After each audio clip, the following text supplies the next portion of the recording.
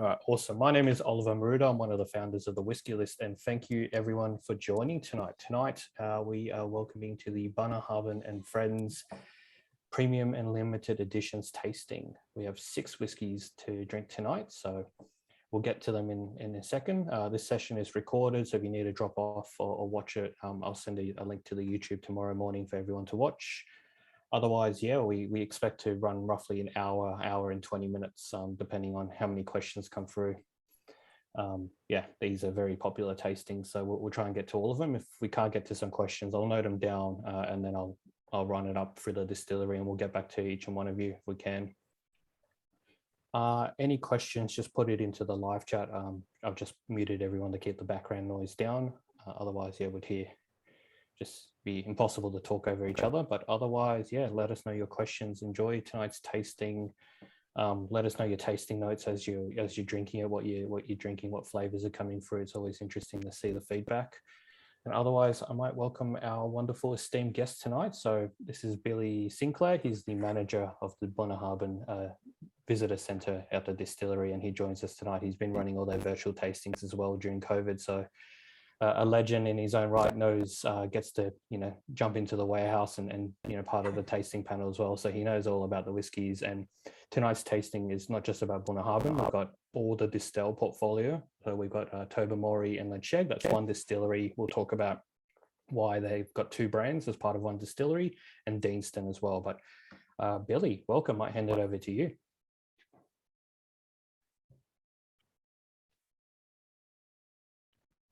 Thanks very much, Oliver. Good evening, everybody. Welcome to the tasting.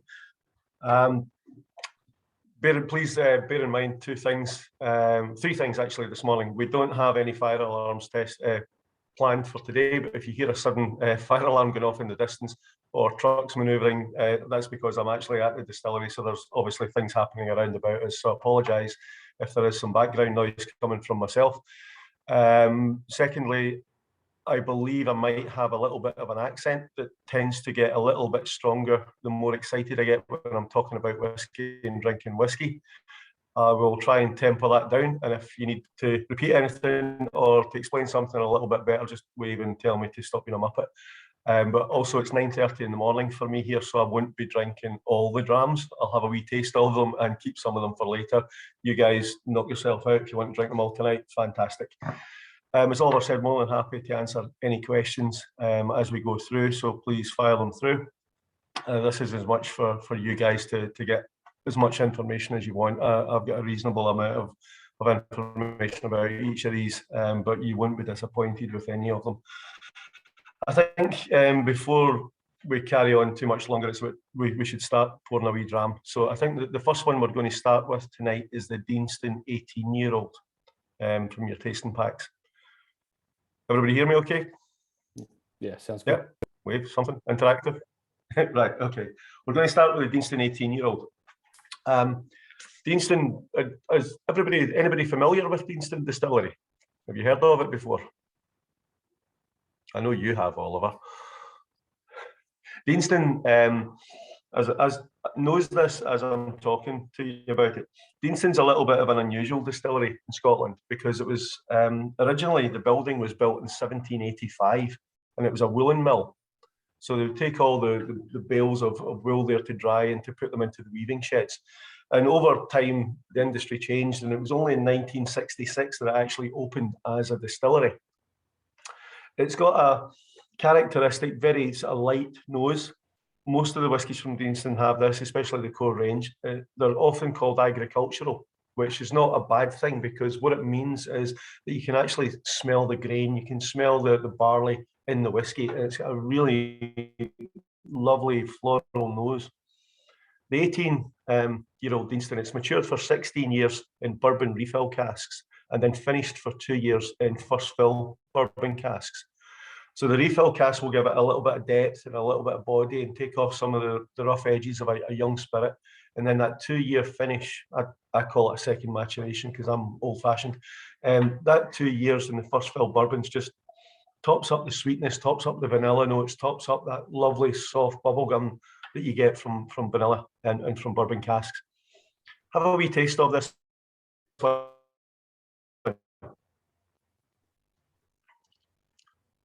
beautifully soft, aromatic. You do, to me, you really do pick up a lot of the grain on this one on the palate. It's got a lovely sort of sweet ginger note to it at the back. It's almost like the root ginger as opposed to stem ginger. And I was saying before in some of the other tastings we've been on, my colleague here, David Brodie, likens a whiskey tasting to playing golf. And the first sip you have is like a practice shot. You're just lining yourself up to actually take the proper shot. The second sip is actually counts. So that first sip, roll it around in your palate for a couple of seconds and then swallow it. And you get this lovely warm and developing feeling. The whiskey itself isn't too oily, even though colour, natural components. This one isn't too oily. It's got a nice light coating in the mouth. It's not too heavy, and that's down to the refill in the bourbon barrels that it's matured in. 46.3% is the standard ABV for the core range for all three distilleries. For me, fantastic move, moving from 43 to 46.3 just gives you that little bit more power, but that little bit more flavour as well. Hey, Billy, sorry. As it sits in your palate, it's sweet on the first, but spicy at the end. Yeah. Sorry to interrupt. It's dropping out a little bit for me. I'm not sure if the Wi-Fi signal is strong where you're sitting, or if there's anything we can just to improve it, because yeah, we're losing every second word. Sorry. Coming up now as well. It's dropping out. Well, this is live on the west coast of Scotland, guys. Sorry. Is that any better? Yeah, we got it's here. I'll let you know if it drops out again, but yeah, we'll keep it going. Yep. So this basically is very sweet at the start, dries out a little bit in the palate, quite grainy, quite agricultural, and then it's got a lovely spicy note towards the end, but still that overwhelming sweetness from those 2 years in first fill bourbon casks. Probably for me, the best whiskey that Deanston make, other than some of their special releases. It's had long enough to mellow out. It's had time to build its own character, and I think the flavour combination in this one is absolutely gorgeous. What do you guys think? Some of the comments are coming through. Miko says, wow, nice. Alistair says marshmallows, and Emma goes, actually so oily, almost like a lanolin. I have no idea what that word is. It's completely new to me, Emma. So lanolin's that oil that you get in like sheep's wool, but I think it's also related to the flaxseed, but it's, yeah, like oily, but not a heavy oil. It's quite a light oil. Yeah. This is why Emma's joined us as our whiskey specialist, because she's got all the better tasting notes. I love it. Thank you. They're weird for sure. Someone asked if I could take the background blur off. I would love to, but the state of this office is absolutely terrible. It's embarrassing. So sorry, I'm keeping it on, guys. Yeah, so Deanston is an underrated whiskey, is, in my opinion. It's a distillery that's waiting to explode, because not too many people are familiar with it. So if you get the chance to try a Deanston, grab it. And if you get the chance to get one of their limited editions, grab it with both hands, because this is going to take off in the next few years without a doubt. The company's putting a little bit of weight behind it now, and it's increasing production to get more liquid out to its consumers and into the different markets. And this, for me, is a younger, well, it's not young, it's 1966. It's been around for over 60 years. But because it is mainly being used for producing blends, it goes into Scottish Leader, which is big in Taiwan and the Far East. But it's now starting to bring its single malt range much more to the fore. And I think that's going to be a fantastic move for Deanston. Well merited. It's such an underrated distillery here in Australia. Like, I imagine most people in the room have heard of Bunnahabhain at some point. Tobermory, Ledaig, yes and no, potentially. But yeah, Deanston, I feel like it's one of the most underrated Scottish distilleries. It's got so much legacy and so much good whiskey coming out of it. And, you know, now that we're bringing it into Australia with a lot more dedication through the Whisky List and all our sort of retail partners, we're going to be drinking all the good stuff from Deanston, that you're finally sending it over. I think part of the problem was stock availability as well, because so much of it had been committed to blends. there wasn't a great deal left to build a portfolio of single malts. And over the last few years, that's changed in terms of increasing production and keeping a larger percentage of the actual yield every year for the single malt portfolio. And that hopefully that will continue, because for this one, for example, it's indicative of the quality that comes from a distillery that not many people are that familiar with. I love the logo as well, so you can actually see the mill that the Deanston distillery now lives in.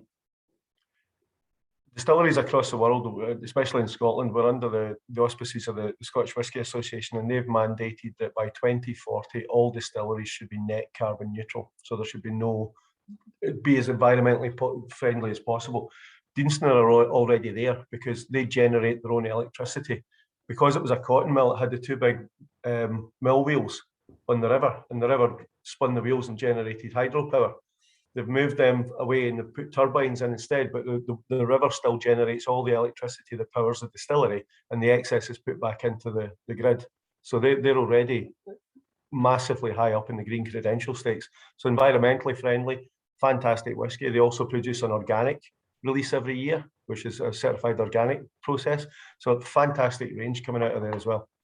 Can I just highlight the label here has a signature of every person who was involved in making this whiskey, which is, I don't think I've ever seen this on a distillery bottling before. So I'm reading here, you've got the distiller, the mashman, the stillman, the engineer, the warehouse manager, and another mashman as well. So there's 6 people end to end, put all their energy into making this delicious whiskey, and then left it for 18 years to mature. So, thank you to all these wonderful legends making this delicious whiskey that start us off with. It's an industrial plant. It wasn't built as a distillery. It's evolved into a distillery, and that industrial nature, it's about the industry of the people of the village making the mill become a distillery, and then making the distillery produce fantastic spirits. So it's a very industrial spirit, but not in the heavy industry sense. It's about the work ethic, it's about the belief, and it's about that ethos that they want to do something special. So we're getting some great comments coming in.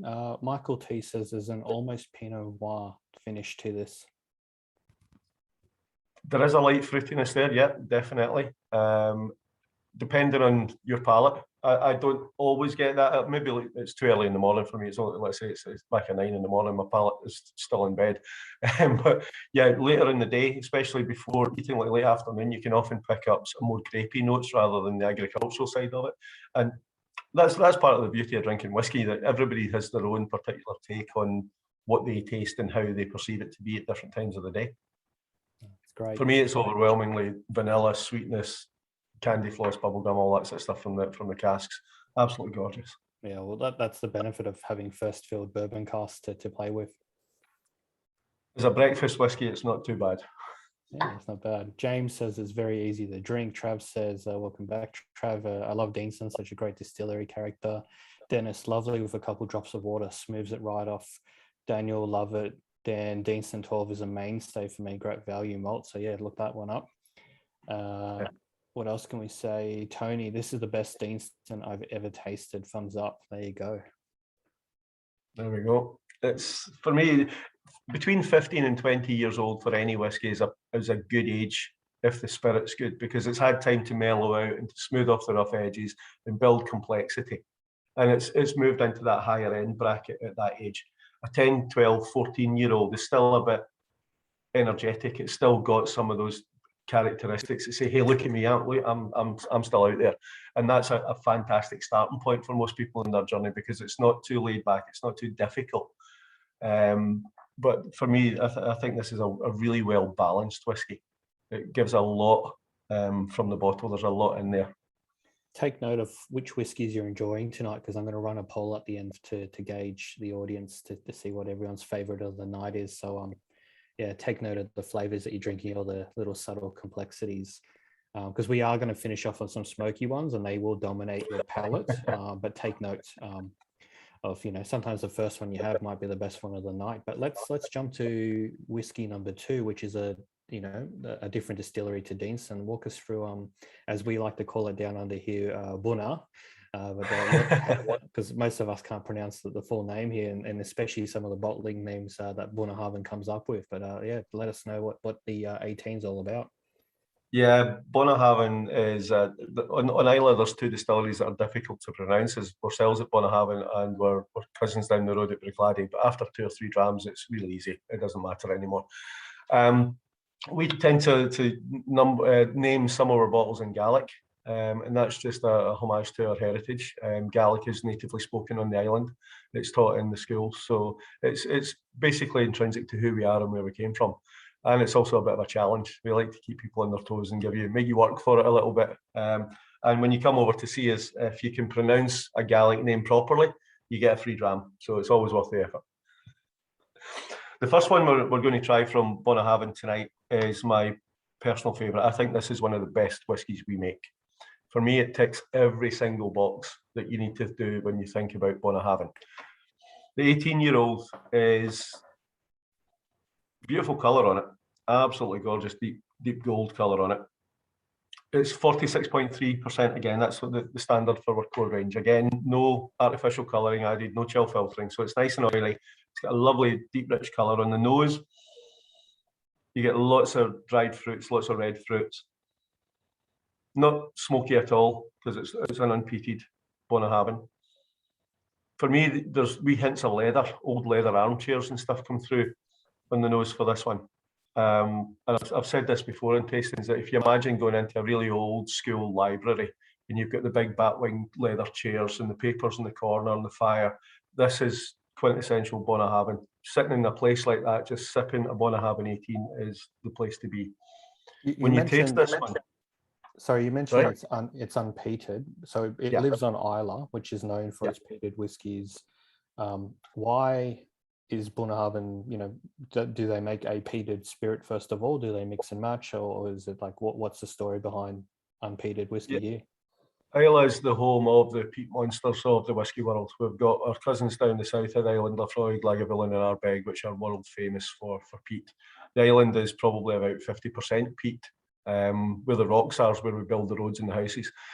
Up until 1963, Bunnahabhain was exactly the same. We would produce heavily peated Isla-style whiskey. But in 1963-4, we stopped production and we moved from 2 wash stills and 1 wash still and 1 spirit still to 2 of each. And we moved completely on to unpeated whiskey. And that was to supply the demand for a blend in the US, which was the biggest selling whiskey in the US, called Cutty Sark. Green bottle, yellow label, white 3-masted schooner. Because the company that owned Bunnahabhain at that time produced Cutty Sark, and there wasn't enough unpeated liquid in the warehouses to meet the demand. So we swapped from peated to unpeated to primarily meet that demand. And it was only in the early 1990s that we started to introduce some peated expressions back into the process.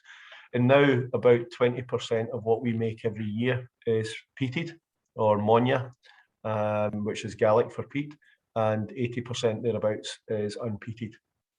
So yeah, predominantly unpeated, but intrinsically we are an Isla distillery. We have the heritage, we have the pedigree, and I would put any peated Bunnahabhain up against any other peated whiskey and be quite comfortable.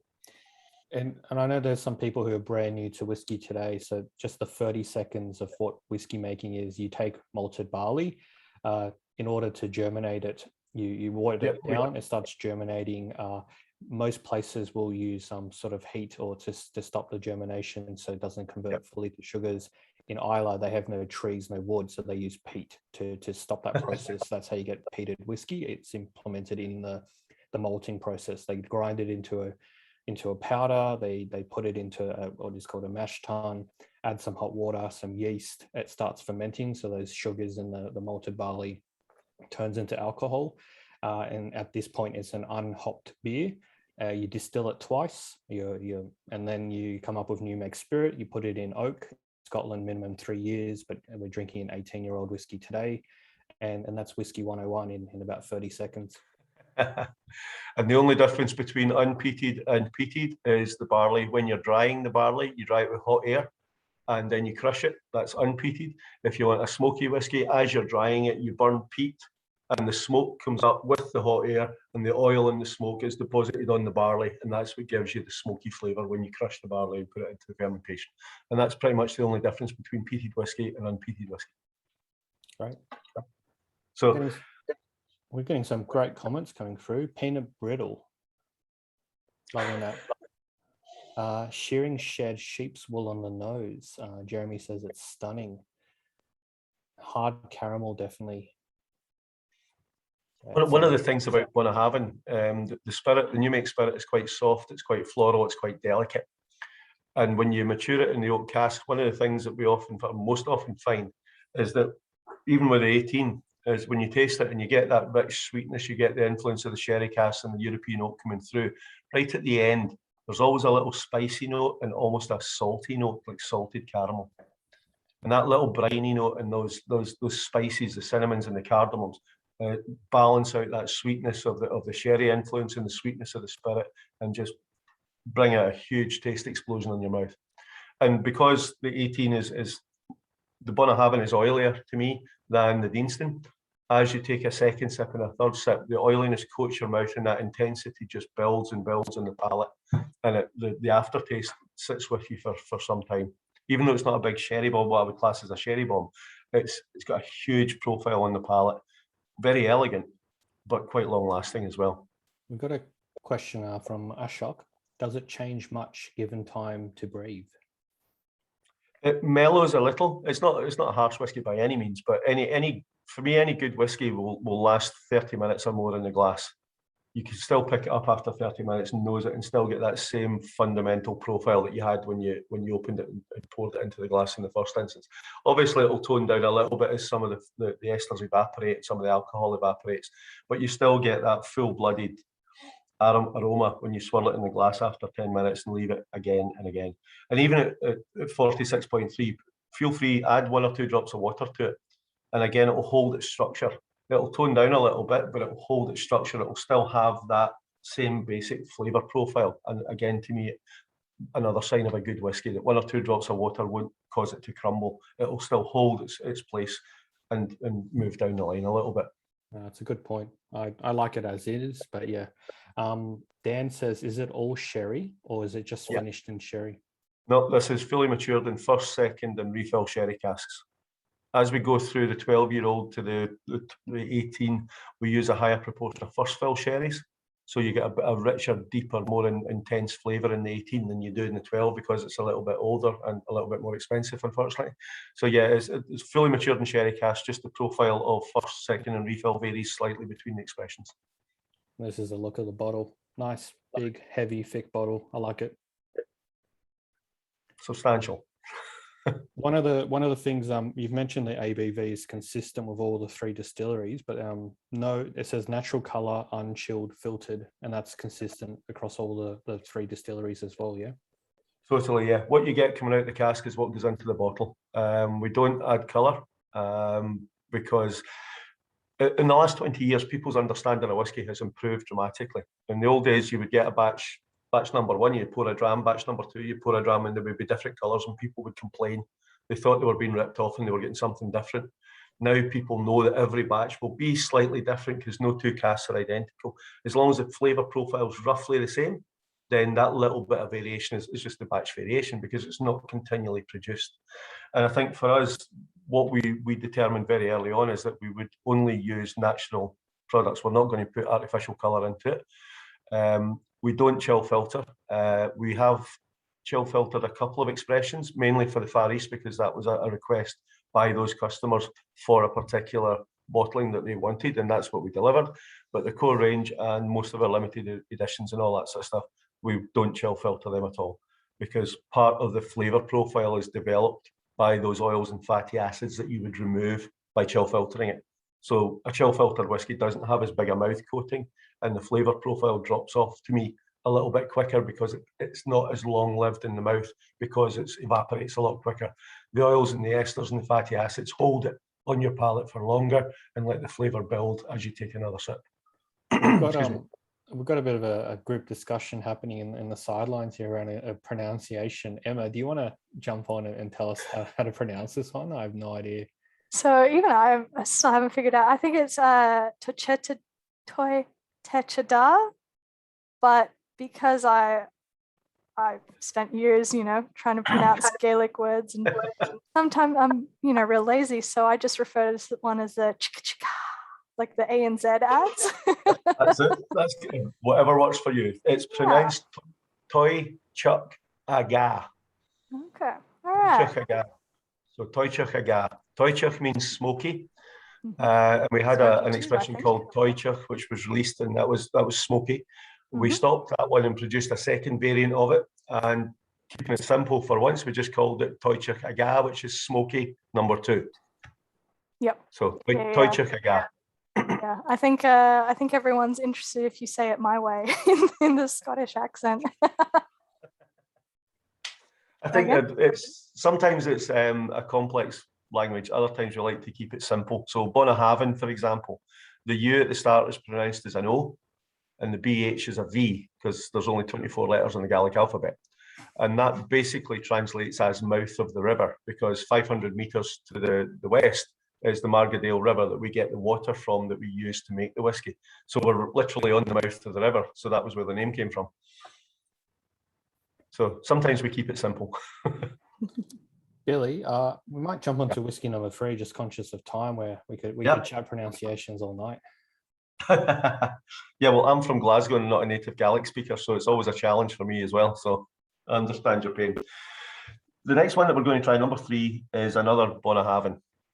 This is one of the limited editions. It's a 2008 bottling, fully matured in a Manzanilla sherry cask. So Manzanilla is a Fino sherry, quite dry, quite earthy, quite nutty, and for me, really plays up the salty finish on a whiskey. Bunnahabhain and Manzanilla are one of my favourite combinations. I think they work really, really well together. So this was 11 years old. It's 52.3%, so cask strength as it was bottled. It's a full maturation in Manzanilla casks. So it's been in there all its life. And overall, there were 9,249 bottles produced. I think we got something like 100 bottles over here at the distillery, and there were parcels sent out to different markets across the world. So it's limited in terms of each market gets a limited number. Even if 9,000 sounds a lot, we only get 100 or so bottles for each area. This one for me is on the nose, totally different from the 18. Instantly different. If you've still got some of the 18 left, have a wee nose of it again, and then go to the Manzanilla. The 18-year-old is richer, it's fruitier, and it's got much more of the characteristics of the Oloroso because it's a much bigger sherry. The Manzanilla is softer and more delicate. Can you explain what the Manzanilla is? Because I think for a lot of people tonight, it might be the very first time they're trying this particular cask. Sherry production is a complex process, just like whiskey production. When you put the sherry into the cask, there's a layer of yeast called the floor across the top of it, and that forms a barrier across the top of the liquid from the airspace to the liquid, and it stops oxygen getting in. So the liquid develops down an anaerobic pathway without the presence of oxygen, and it develops a certain flavour profile. Other styles of sherry don't have the floor. They break it up so the oxygen does get in, and the sherry will develop in a different pathway. It'll create different flavours and different styles of sherry. You also get hybrids between the two, where it'll start off with the crust on it, and then it'll break accidentally, and you'll get it started going that way, then it goes that way. And things like Paolo Cortado sherry are accidental sherries, and they have a characteristics of both. But the Fino sherry, like Manzanilla, is not as big and rich and fruity as an Oloroso. It's a different kind of grape that they use, so a lower sugar content, and you also get a different set of chemicals produced in the fermentation reaction, which gives a very different flavour. So this is dry compared to sweet. It's earthy compared to rich and fruity. And for me, it's got a very delicate spice note to it, which really works well with whiskey spirits.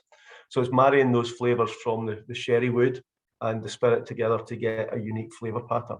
And that's what we've done with these Manzanilla casks. We're getting a few interesting tasting notes here. One, sandalwood, burnt rubber, Ferrero Rocher, honey, lots of honeycomb. I'm getting like burnt toffee and salted caramel, a nice mix on the two there. There is a little bit of fruitiness there, like sultanas and raisins, but yeah, things like camphor, sandalwood, all those things come through. Definitely the salted caramel and walnuts and things like that, because it's got a lovely dry note at the end, and that saltiness really does come through. For me, this is a beautiful balance of flavours. It's not a comfort whiskey like a big Oloroso, which you know you're going to get. You're getting the sweetness, you're getting the fruits, you're getting that warm enveloping stuff. This is lighter, it's softer, it's more delicate. But this is a really complex whiskey, because you could sit with this one for a good hour, and every time you taste it, you'll pull something different out from it. but a beautiful, beautiful mix of flavours. We've had a few people who've just joined late. So we're in whiskey number 3. So the first one was the Deanston 18. Second one was the Bunnahabhain 18. And now we're on the Bunnahabhain 2008 Manzanilla cask. And it's slightly higher ABV than the first two. So this one's 52.3%. And I'm just reading here, it's an 11-year-old limited edition. And if you're going to look at the label here, it's got all the information about the distillery, including warehouse 9, the date it was bottled, etc. So tasting notes, quite a nice bottle again. That label style is one that we use for our limited editions. There's a lot of discussion between age statement and non-age statement whiskies, and people look at that and they say, "Oh, it's a non-age statement." But the details there, it tells you when it was distilled and it tells you when it was bottled. It just doesn't have a big number 11 on the front of the label. So yeah, you want the information, you actually have to look at it. It's not just shouting at you in the face. I think it's nice to have a little bit of information. If you've been to the distillery and you've been to Warehouse 8, you've been to Warehouse 9, you know where those things are and you can relate to it a little bit more. If you haven't been, then it's intriguing and you want to go and find out what's the special at Warehouse 9 or what's the special at Warehouse 2. Who is this person that distilled this stuff? And that's all part of the experience of drinking and buying whiskey. It's a bit esoteric, but it's very emotional. That's very true. We've got a few questions coming through here. Will we see Rum Cask Finish Bunnahabhain? Yes, we have.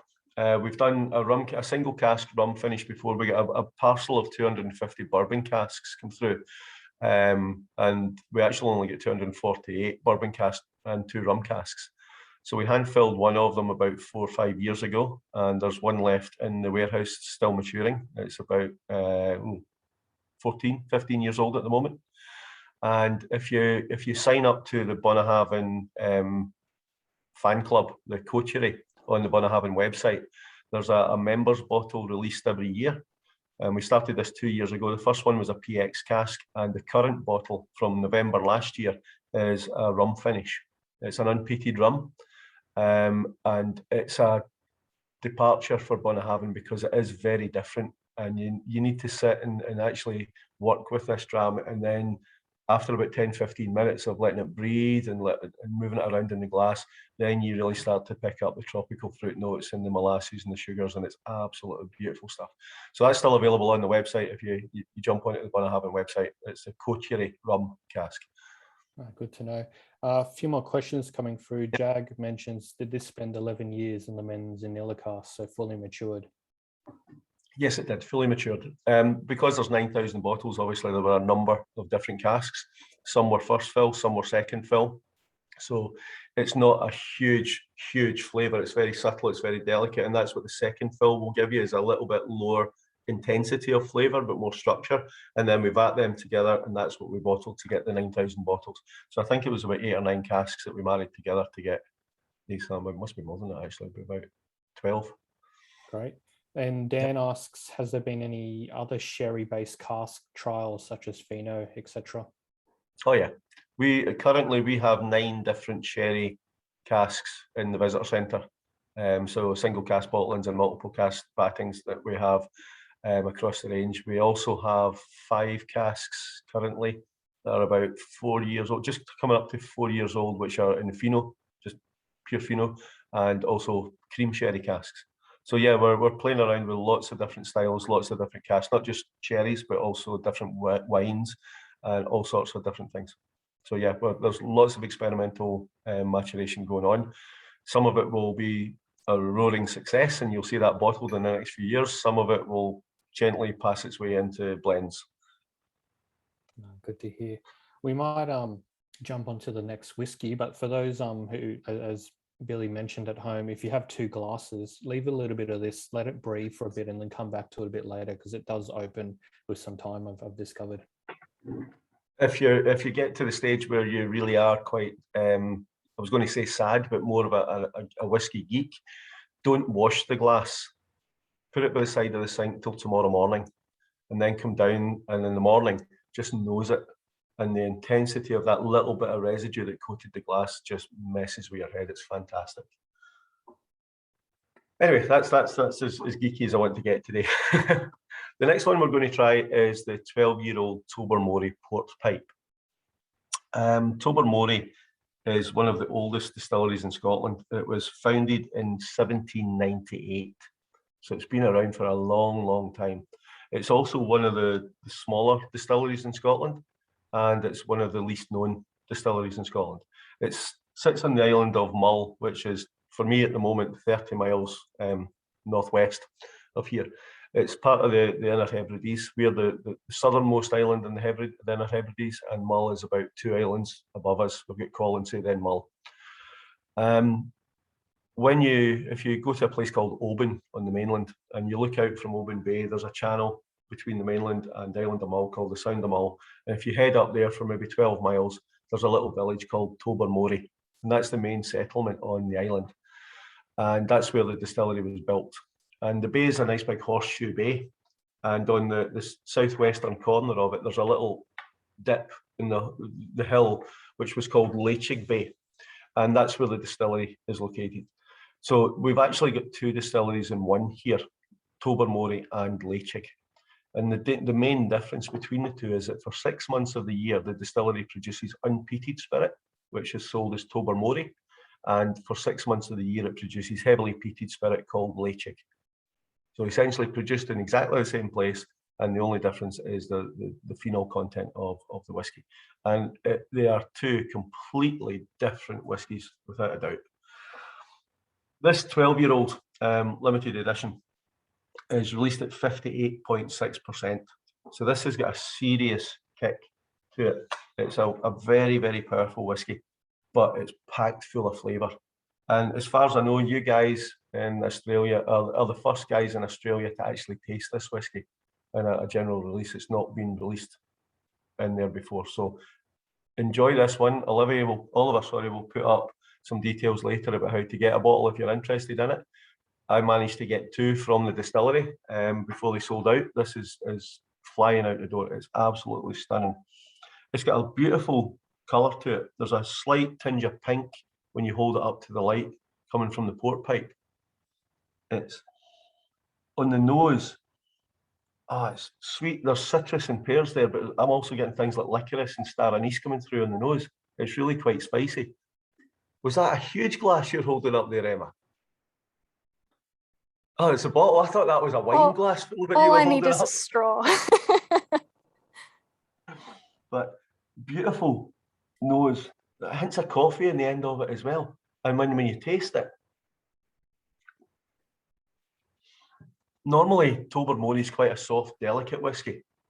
It's excuse me. Sadly, it's favoured by bartenders to use as a mixer for cocktails because it's a fantastic base and it takes on lots of other flavours really well. The old Tobermory 10 that we produced was a fair enough whiskey, but the distillery closed for 2 years to get a lot of development work done it and bring it back up to speed. And it was released again as a Tobermory 12-year-old, and those 2 extra years changed it completely. It's a fantastic entry-level whiskey. This 12-year-old is totally different from that. That finish that it had in the port pipe, I think it was put into 9 years in refill bourbon casks, and almost 4 years in a port pipe. Port pipes are notoriously difficult casks to work with because the flavour profile that they give out is very, very transient. It goes in waves. And you could sample the cask at the beginning of the month and you think, nah, it's not quite there. You sample the cask in the middle of the month, you think, oh, yeah, that's really good. But by the time you get everything in line to actually empty the cask, in another 2 or 3 weeks, it's gone off again. So you have to be really, really on the ball with a port pipe just to sample it and get it bottled at the right time because it does fluctuate so much. And for me, this one has been bottled bang on the right time because you've still got that beautiful soft whiskey base there, but you really do pull out the flavour of the port coming through on this one. Absolutely gorgeous whiskey. There's only 3,100 bottles of this, guys, so it is very, very limited across the world. But absolutely stunning. What do you think of this one? I'm in love. Or just Trevor was nodding his head. Put your thumbs up if you're enjoying this whiskey. Let us see at home. There we go. Lots of thumbs up. We were lucky enough when we got our first shipment. This was on the list, and I'd never tried it. I'd read about it, got some good reviews about it, and they said these are the last 120 bottles available in the world. Do you want to take them all? And we said yes, please. Just on spec, it sounded amazing. And then yeah, as soon as it arrived on the first day, Chris was stuck in the elevator in the warehouse. I don't know if some people saw on Facebook. I, on the other hand, found this in the other part of the shipment, cracked it open. The nose is the first thing that I was telling Billy before this call. It just captivates you, and then you go in for the taste, and the second, the third sip, it tells a story, different time. It's, yeah, that port pipe, like you said, you bottled it perfectly. It's we're very lucky that everyone who's coming to the tasting tonight, we're going to give you the link to buy it just ahead of the general public release at 9 p.m. So hang back in a few minutes time. I'll give everyone a link, and we're also giving everyone a small discount. So normally it's $1.99 per bottle. We're dropping it to $1.69 tonight basically for 24, 48 hours or until sold out. So there's a limit. Can you send me the link as well, please, Oliver? Yeah, I'll put it in chat and you can jump on. But yeah, it's a limit of two bottles per person. We'd like to do more. I know some people want cases of it, but we just need to share the love. Otherwise, yeah. Thank you for letting us enjoy this. Possibly the very last stock in the world. The thing that gets me about this one as well is it's 58.6%. We put it into the cask 12 years ago at 65. It does not taste like 58%. This is probably the most dangerous whiskey we'll drink tonight, because it's just so easy to drink. But at cask strength, you don't get the burn. There's no acrid note there. There's no acidity. It's just beautifully balanced flavours. I just wanted to highlight, Michael says mental price. So Michael, we started the whiskey list with a vision called help you find great whiskey, and great is emphasized. We're not here to jack up the price. There's auction houses and all that sort of stuff. We want to bring great whiskey and find and work with distilleries such as Bunnahabhain, Tobermory, Ledaig, and Deanston. And when we find great whiskey, bring it down to Australia, because, you know, we've had great whiskey here, but there's so much amazing whiskey around the world. We want to bring it down under to the Australian whiskey community and let you all enjoy it at home. So yeah, we're not here to kind of increase the prices. I know some distilleries around the world, each yearly releases are going up higher and higher. We just want whiskey to be opened and drunk. That's our sort of motto and premise of why we do it.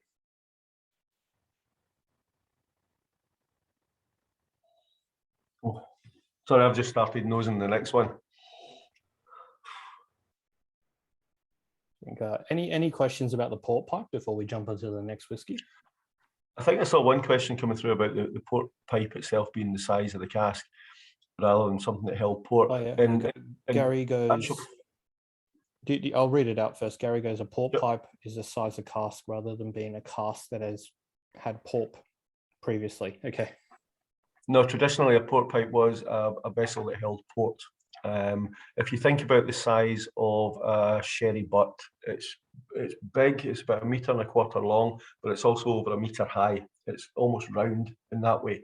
A port pipe will hold about the same volume of liquid, about 500, 550 litres on average, but it's nowhere near as tall and it's much longer. So the end panels, the cask ends on it are much smaller than they would be on a sherry butt. And the reason for that goes back to when everything was transported by boats, and the port pipe would be stood up on its end so that it would fill almost the height of the deck space, the hold space below the decks of the ship. There was just enough room to stand it up, because there wasn't enough room to put one on top of the other. And over a sea voyage, you wouldn't want to do that because of the compression on the cask. It might burst the casks. So they used to stand them up in their end, and to get as much as possible into the hold, the casks were slightly taller, but slightly narrower, so you could get more casks in each of the hold spaces and fill it almost to the brim.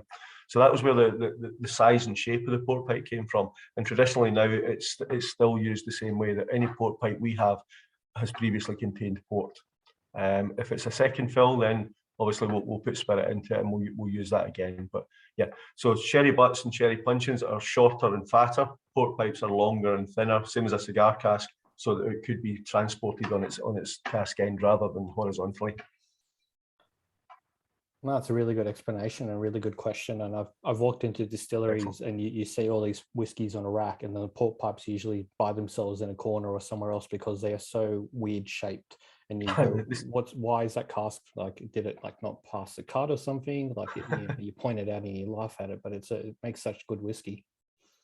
It's a health and safety thing. If you're walking in between the stows and something sticks out a foot further than everything else, you will hit it. No matter how much you tell yourself it's there, you will walk into it at some point. So it's easier just to put them to the side out the way. Let's move across to Ledaig, or as I've heard pronounced many times, and I think I've also done it, Ledaig, as our Aussie accent likes to call it. It's the brand that makes smoky whiskey as part of Tobermory Distillery, but I'll let Billy explain about whiskey number 5 is the Ledaig Sinclair, which has the exact same last name as yourself, Billy. So I don't know if there's a story to tell there or something. It depends whether you want yes, it's a relative of mine and this is really my distillery, I own it and I want a 10% cut of all the profits, or no, it's not, because it goes back to John Sinclair, the founder of the distillery. They named a bottling in his honour, and this is where the Sinclair series come from, and it's just a happy coincidence that I get to talk about it. I do claim it as my own, but the bank balance doesn't mirror that claim anywhere. This is a recent addition to the range, the Sinclair series, and the packaging on it tells a story in itself.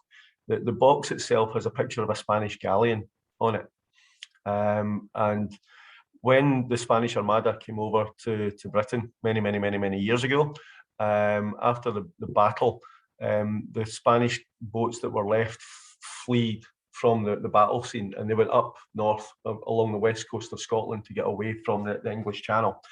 And there's a rumour that 2 galleons made it all the way to Mull. One of them sank just outside the harbour in Mull, in the Sound of Mull. And there's been reports over the years of cannons being found and gold bullion being found and pieces of 8 and all this sort of stuff, reals and things like that, dredged up by divers. So the myth and the legend is that there's a sunken treasure galleon just off Tobermory Bay. And that's why there's this beautiful galleon riding a storm on the packaging here. That tells part of the story. The other part of the story is that this particular expression has been matured in Spanish Rioja wine casks. So it's following that link back to Spain, and it's a beautiful way to do this, because Ledaig, the first thing you'll get on the nose of this is the smokiness. And for me, it's not just smoke, it's a mixture of smoke and ash.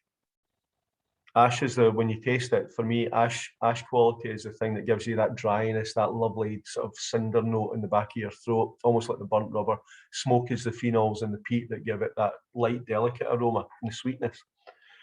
When you nose this, you get a definitive hit of the smokiness coming through.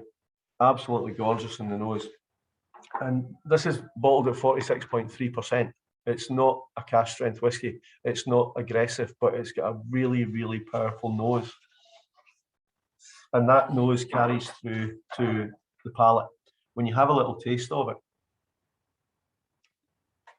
yeah, you get that big hit of smokiness. You get, for me, that dryness and the ashiness. But it's also very soft and delicate. There's lots of fruit there. There's grapes, almost a bit like Turkish Delight even. That sort of soft jelly, sweet strawberry notes coming through on it. And then the second sip and the third sip beyond that, it changes. You lose a little bit, for me, a little bit of that fruitiness, and you start to pick up more of the wood. You get the vanillas, you get some of the citrus notes coming through, balancing out all those flavours. It's just a taste explosion on the palate. And when you marry the smokiness into that, it just messes with your head. I think this is a fantastic whiskey. So complex, beautiful to look at, and the story behind it fits with the palate as well. It's absolutely ticking all the boxes for me. As Ledaig goes, Ledaig is normally a really powerful, smoky, ashy, intense whiskey. And I think for the Ledaig profile, this is dialed the intensity down a notch. It's taken it from 10 down to 7 or 8. All those things are still there, but there's a subtlety to it. And I think that's where the Rioja comes in from. It's toned it, it's tamed the smoke and the ash and the peat, and it's mellowed it out a little bit so that you're getting more of the flavour rather than just the intensity. Beautiful bottling for me, absolutely stunning stuff. Not just because of the Sinclair name, but yeah. We've got a question here. How long was this average aged for? Yes, it's been a lovely day here so far at Bunnahabhain. The sun is shining for an early autumn day. You'll find out if I don't want to answer a question, I'll just talk about the weather. It's a non-age statement. This it doesn't matter. It's almost 2 years in Rioja, so it's had long enough. It's, for me, it's a second maturation in a Rioja cask. It's had plenty of time to pull out those flavours, pick up some of the colour notes, and for me, in this one, the age doesn't matter. It's all about the flavour. This is an absolutely beautiful dram to drink. And we can talk about the age. Realistically, it's years old. 2 years and oh, did that lag there? Sorry. Again, sun shining, beautiful day. Taste it, enjoy it.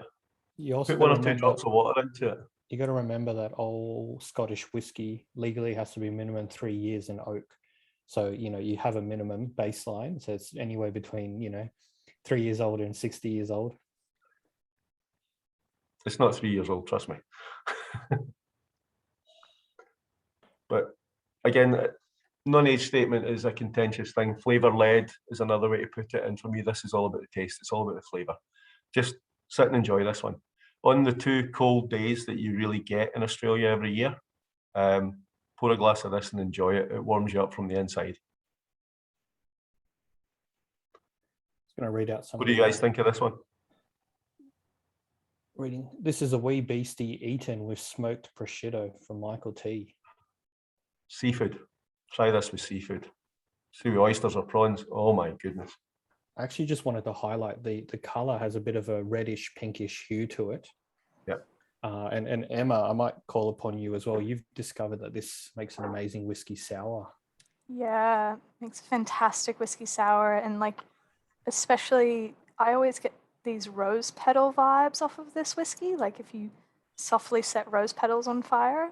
And yeah, it just makes for like an absolutely beautiful fruity whiskey sour. But it's also the right color that it could be mistaken for rosé. So if you pour yourself a large wine glass. Which is where I was coming from earlier. I thought you had a big glass of it. Exactly. You know. And the thing about it is it's not a huge dram. It's not a big, super powerful, huge lasting aftertaste. It's a soft and delicate Ledaig, which is unusual in its own self. And for me, that's part of the uniqueness of it. Is it is a little bit different. It's got a beautiful colour, a beautiful nose, and a beautiful note to it, but it's not all-consuming. You can go and drink something after this without that overhang of the flavour killer in your palate too much. So yeah, it's landed in Australia. Recommended retail price is $99. So Trav mentions it here, you know, for its price point, can't think of a fruitier, more rich peated malt within the $100 range at the moment. I completely agree. Great for cocktails.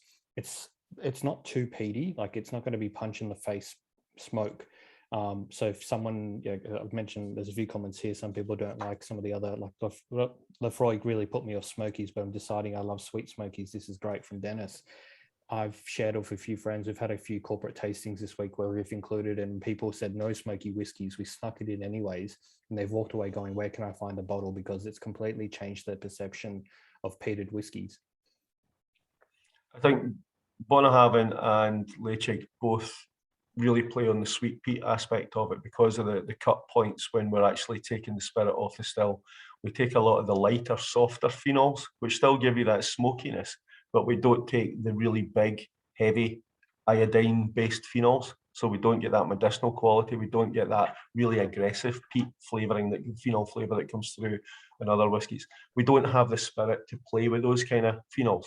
We've got a light, delicate spirit. So you need to understand your spirit to know what you can do with it properly. And I think taking those lighter phenols from the head and the cut points of the spirit, the phenols that still give you the smokiness and for Ledaig a bit of the ashiness, but they're not too overwhelming, they're not too oily. They still give you that delicate balance of flavours. I think that's where the sweet peat aspect comes into. Do we know what the parts per million, ppm, is for this one? Should be 40. Okay. It's about the same as Lagavulin and Kalila, but because the stills are different, because the speed of the distillation is different, because the cut points are different, totally different animal. I mean, if you've ever been to Tobermory, if you go around distilleries, you'll see the lie pipe from the swan neck to the condenser. Some are horizontal, some angle up the way, some angle down the way. At Tobermory, they angle up, but they take a 45-degree turn and go up again. So it's a two-stage incline. And that changes it influences the character of the spirit even more. So it's a hugely complex process in terms of, I don't like whiskey or I don't like peat. There's a huge range of different expressions out there that you may like because they're all subtly different. So yeah, this for me is a really good example of sweet peat and introducing people to peated whiskey without jumping off the deep end to, I mean, Lefroy's a fantastic whiskey, but if that's your first introduction to peat, it's jumping into the deep end of the pool with a couple of sharks in there. Exactly. Tom mentions, do you measure the ppm before you distill it, or like at bottling, or at the beginning? Like obviously some distilleries measure ppm at different parts of the process. No. The rules are you measure the ppm in the barley that goes into the mill.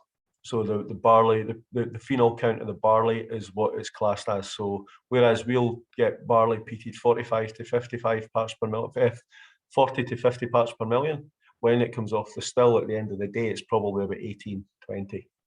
Lagavulin the same, it's about 20, 22 when it comes off the end of the still. So you lose huge amounts of it.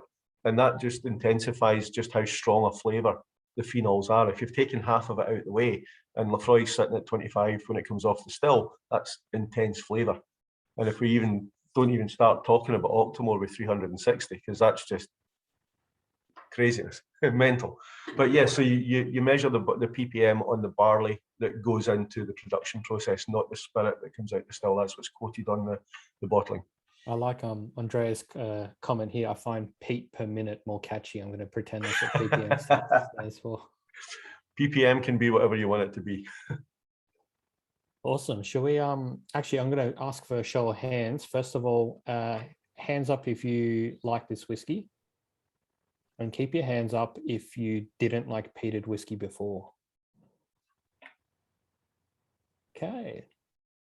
Good to see that it's changed people's perceptions, because you know we say it does, but then it's nice to actually see that happening. So I'm just going to answer Travis's question. What's next in the Sinclair series? The second edition. Yes. And the sun's gone behind a cloud now, so it's not so bright, Trav. Can't tell you everything. There has to be some surprises. Got to build the anticipation a little bit. But don't worry, it's going to be good.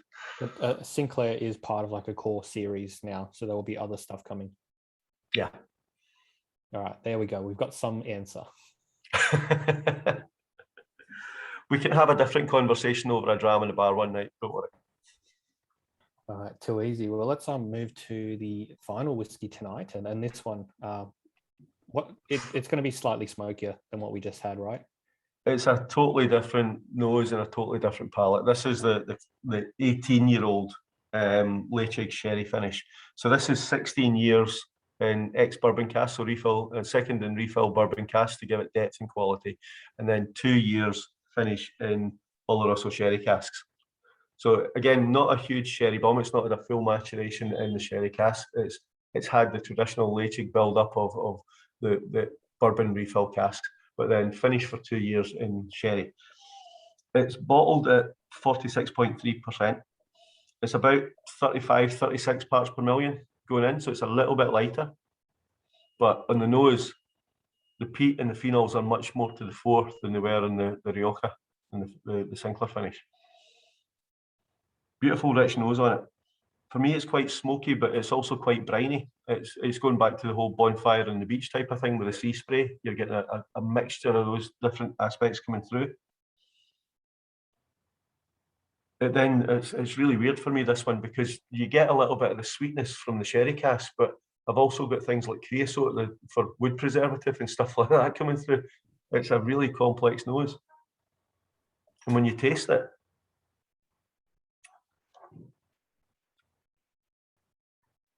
again, it's got that sweetness there with the sherry finish, and it's got lots of different layers, but it's really quite spicy and then salty at the end.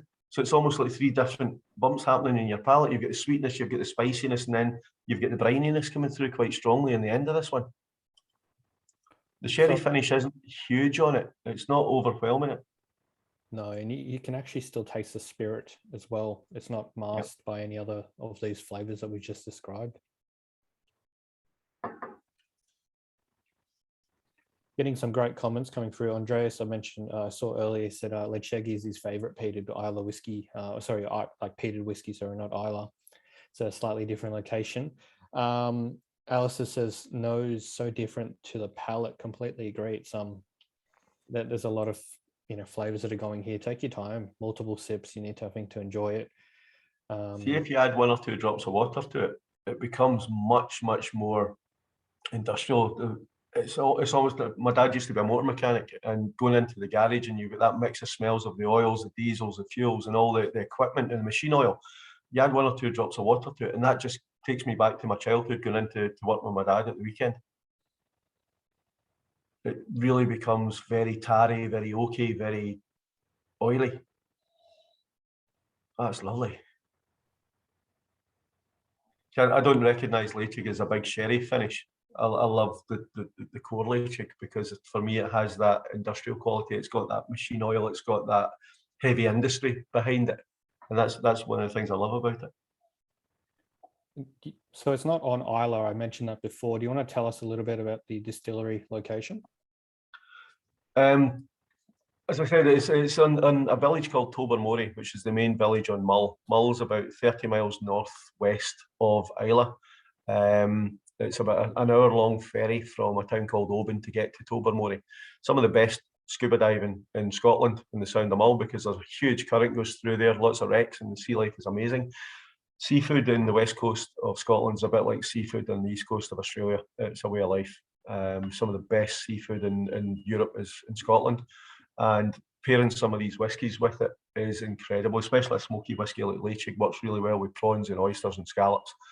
But the little town itself, I don't know if any of you got young kids and you watch children's TV. There's a programme called Ballamory. What's the story of Ballamory? And it's this little bay of houses. They're all different colours. They're like licorice, all sorts, pink and blue and white and red and green. And that's Tobermory Bay. Every house is a different pastel colour, all the way around the bay till you get to the distillery, which is just white with the black roof. There's a little river runs by the side of it, and that's where the magic happens in Tobermory. It's crazy because it's got its own chocolate factory as well. There's not a lot of people in the island. There's only about 5,000 people in the island, but it's its own chocolate factory. So they do whiskey and chocolate tastings with Tobermory chocolate and Tobermory whiskey. Fantastic little place. If you ever get the chance to visit Tobermory, please go. It's a beautiful, it's a tiny little distillery. It doesn't produce that much every year. It's cramped and pushed up against each other. It's got 4 washbacks that are quite small. They only hold 20,000 litres. But beautiful stuff comes out the end of it. This is where the craftsmanship happens. Sadly, they don't have a lot of warehouses there. Most of them were sold or knocked down years and years ago. So a lot of the spirit is matured at Deanston. There's only one warehouse at Tobermory, and that's where all the special releases are matured. Good insight into the distillery. Like, I don't think many people have actually, would be great to visit one day. I was just going to mention the email that's going out to everyone in TWL database at 9 o'clock. At the bottom, we put some photos of the master distiller there, as well as the stills, those coloured houses on the bay. So, I'll send you the link in a minute to buy the Tobermory, but check the email. We'll go to the bottom and just have a look at the photos, because we've included in there because it tells such a beautiful story of both Tobermory and Ledaig. It's picturesque. You have to visit one day when we eventually can travel soon. Definitely. And if any of you guys are coming over, if you ever get the chance to come over, bounce me an email and we'll make sure we get a couple of extra wee drams on there for you, just to say hello. Is there any other questions about this whiskey or any other whiskey? Put it into the chat. We'll get to it. I've just launched the poll, so I'm very curious what everyone's favourite of the whiskey tonight is. I just noticed Andreas said coming back to the Deanston after those, getting a huge red frogs and fairy floss now. So for those who sort of kept their whiskies, now's a good time to actually go back and revisit all your whiskies, and you'll notice that your palates will change and evolve, and there'll be more subtle flavors that you missed maybe the first time that have come to the forefront now. Just going back to the nose in that Deanston 18, the first nose you take of it, again, it's just been sitting there releasing all these flavors, and it's just so rich and sweet. It's incredible. Beautiful stuff. Interesting to see what's winning tonight. Yeah. The hosts can see. We'll share the results in a minute. We got about 70% of us have voted so far, so quicker everyone votes, quicker we can see the results. And then I will share the link to buy the Tobermory, which a lot of people are super keen for. I know everyone's waiting for it. Not that I'm promoting the Bunnahabhain 18 at all, guys, but go back and have another wee nose of what you've got left of the Bunnahabhain 18, and oh my, the toffees and caramels and sweetness just comes right through on that. Dan I'm says, unashamedly saying get voting for the 18 boys, because I can't go back to Olivia and Tobermory and say, "Aye, yours was the best or the favourite." I'll just lie to him. I'll be okay. so Dan says, I went back to the Deanston and got milk bottle lollies. I just had that as well. It's very unique flavor. It's amazing what the Ledaig can do to your palate and, you know, activate some other senses. We often get told that people can smell those candy bananas, the artificial bananas with the chocolate on them, kid sweets. That's what people get. Not real bananas, but sweet bananas, sweetie bananas on a lot of the whiskies. All right, 30 more seconds and I'll release the poll. But Alistair says he's very much a classic, sorry, the comments have gone through, classic Ledaig fan, but the Bunnahabhain Manzanilla cask is really luscious now. So you've converted one. Fantastic. I like the one that came through there. It's like biting into a toffee apple, but without getting the crap stuck in your teeth. Question from Andreas. Is there a certain combo of the letters that triggers the CH noise? Yeah, it's a Scottish thing that it can be pronounced lots of different ways, but CH can be either ch or so we don't have, England has locks, so canals where the gates in the canals are a lock in the canal. We've got lots of, they've also got lots of lakes, so large bodies of water. We've only got one lake in Scotland, but we've got about 4,000 lochs. Exactly the same thing, just it's a Scottish thing, it's a loch, it's not a lake. So yeah, the CH can be loch, so or it can be lock, or it can be ch. So yeah, it depends. It's the subtle nuances of local dialects and regional dialects are crazy. I mean, I had enough trouble when I lived in Australia with regional dialects, but it got to the stage where I could get most of them, but confuses people no end. So for those who don't know, Billy spent about 4 or 5 years in Rockhampton and travelled across. Yeah, 5 years. So Queenslander at heart here. Yeah, I know. All I've got my right, maroon jersey. There you go. I've shared the results. So the Deanston 18, I reckon if we didn't have any other whiskies tonight, I reckon it would be everyone walk away going, this is a great whiskey. It always, unfairly, the first whiskey of the night gets punished a little bit with all these tastings. But the Bunnahabhain 18 and both the Manzanilla, decent results, 20 and 18% there. The Tobermory, I think we're kind of expecting it was going to be the winner tonight. But both the Sinclair and the 18, yeah, decent votes as well. Well, this is very hard to obviously pick your favorite. Maybe in your comments, put your top 3 or your second favorite. Let us know what you know. Obviously, we could only vote for one tonight, but it's always good to see what else other people liked. I think you've got to realise there isn't a bad whiskey on that list there. You're picking fine details to determine what one's better than the other in everybody's taste buds. It's a stellar lineup you've got there. All right, I'm going to release the link. There's plenty of bottles for everyone in this tasting. After this tasting, I don't know what's going to happen. But just before, because I imagine people are going to be distracted, I might hang around if there's any other final questions with Billy, but I just wanted to officially just thank Billy for his time tonight. It's been an amazing tasting, 6 amazing whiskies from the 4 brands tonight. Billy, thank you so much. No problem. Thanks very much for inviting me, guys, and pleasure to spend an hour with you in your evening. Enjoy the rest of your evening. There you go. There's the link. I will share it one more time because the comments are coming through. But yeah, if there's anyone wants to hang back, maybe Billy we'll give it a few minutes. So if there's any questions, let us know. Emma, are you still online? Still here. What was your pick tonight? Ooh, I'm a sucker for the Ledaig. Working in bars for years, I talked about it so much, someone should pay me for it.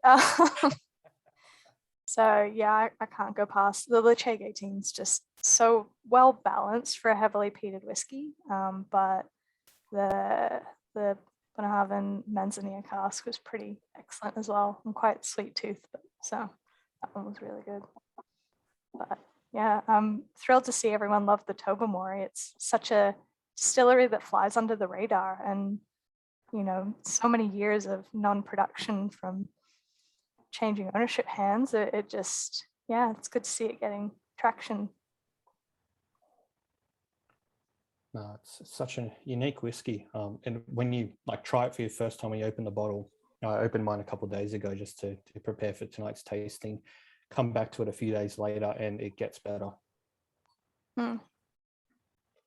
I think as well that the bar overall in the whiskey world is getting raised higher and higher all the time, and mediocre whiskies are still there, but for a good whiskey to stand out, it has to be pushed, it has to be promoted, it has to say, hey, wait a minute, look at me. And in many ways, Tobermory and Deanston haven't done that before. It's like you said, it's been bypassed them, and now they're starting to produce bottlings that are drawing people's attention and making them go, oh, wait a minute, what's that? And I think that's what every distillery should be doing, is raising the bar and keep pushing. No, Yeah. it's a good If they're point. raising the prices, you need to raise the bar. As a whiskey fan for way too long, I feel your pain. But yeah, and it's about quality as well. There has to be that quality. Mm. Yeah, Trav, I'll put you in a second. Just had a question from the audience. So Ashok asked, is the Manzanilla available tonight? So all the whiskies we've tried, the whiskey list is now the importer and distributor for those 4 brands.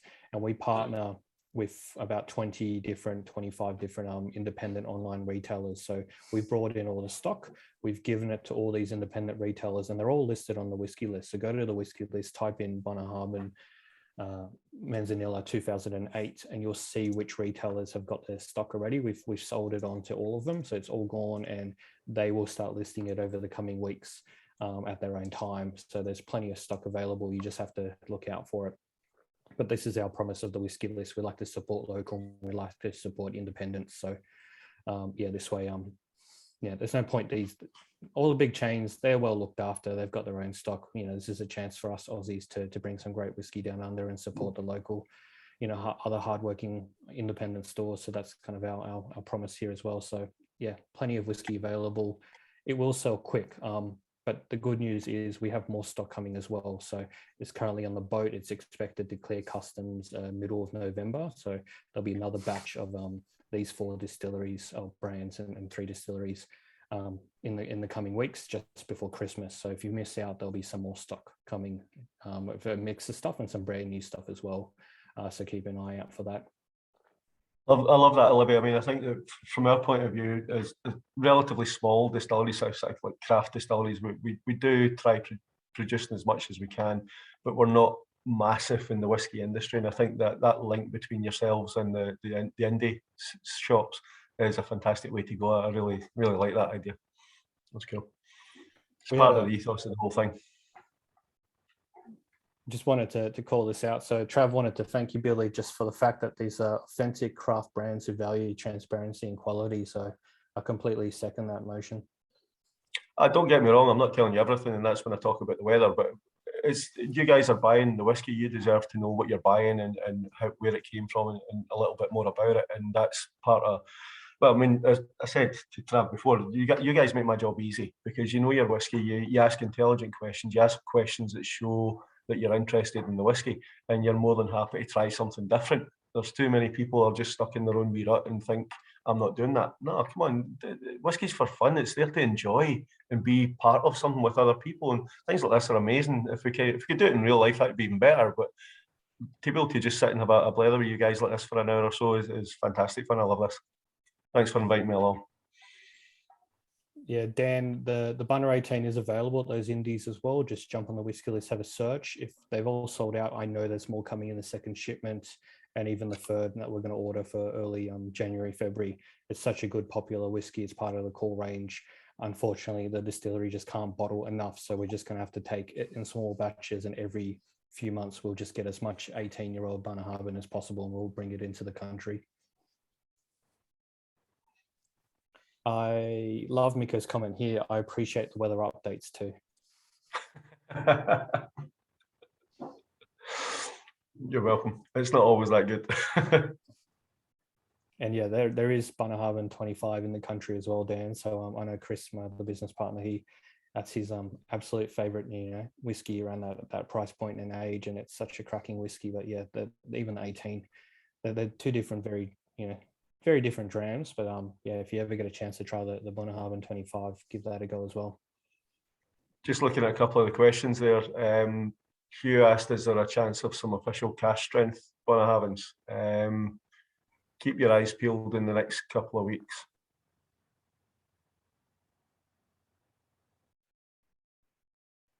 And the next question to that was, the weather today is absolutely glorious. Yesterday we couldn't see 200 metres across the Sound of Islay. Today I can see Mull, which is 30 miles away. Cold, fresh, but sunny. So a beautiful autumn day here. And it's about 11 degrees centigrade. There we go, that's a weather update. Love it. All right, well, I know we've been going like an hour and 20 minutes now, so I might call it stop officially for the tasting. Thank you again, Billy, for joining us and spending some time with us talking through these distilleries. This is going to be one of many virtual tastings we'll be doing over the next 12 months ongoing. As we keep bringing in more unique whiskies, we're going to keep doing these virtual tastings. It's such a great way to discover the distillery and try something new. And everyone at home, thank you all for 54 people still on the call. So you've hung on to every word, and it's great to see all the comments coming through. And yeah, we'll see you at the next virtual tasting. I will send out the YouTube link for this recording tomorrow if you want to rewatch it. If there's any questions, just hit us up at cheers@thewhiskylist.com.au, and we can if there's a question I can't answer, or Chris or Emma will reach out to Billy in the distilleries, and they'll get the answers for us. Otherwise,